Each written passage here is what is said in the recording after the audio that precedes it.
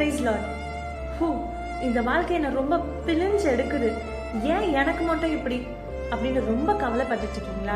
இந்த வீடியோ ஃபுல்லா பாருங்க, ஆண்டவர் நிச்சயமா அவங்களோட பேசுவார். ஆமாங்க, அண்ணனுக்கு குழந்தையில இருந்து பெனினால் அவளை ரொம்ப கஷ்டப்படுத்தி அவமானப்படுத்திட்டு வருஷந்தோறும் பலி செலுத்த வரும் பொழுதெல்லாம் அண்ணால அழ வச்சுட்டே இருப்பா.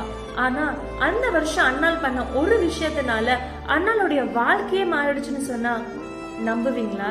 எஸ், பைபிள் ஒரு அழகான வார்த்தை இருக்கு. 1 சாமுவேல் 1:15, நான் கர்த்தருடைய சந்நிதியில் என் இருதயத்தை ஊற்றுவித்தேன். ஆமாங்க, பெனியால் அண்ணால கஷ்டப்படுத்த அவளை பிழிஞ்சு எடுக்க அண்ணாளுடைய கண்ணீரையும் கவலையும் எங்க போய் ஊற்றினாங்க தெரியுமா? தேவனுடைய சமூகத்துல.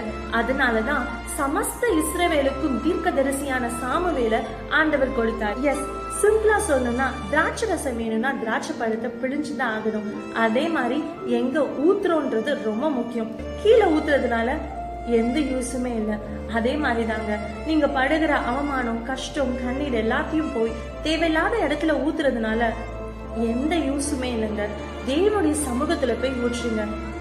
இஸ்ரவேல் தேவன் கிட்ட இருந்து நிச்சயம் பதில் வரும்.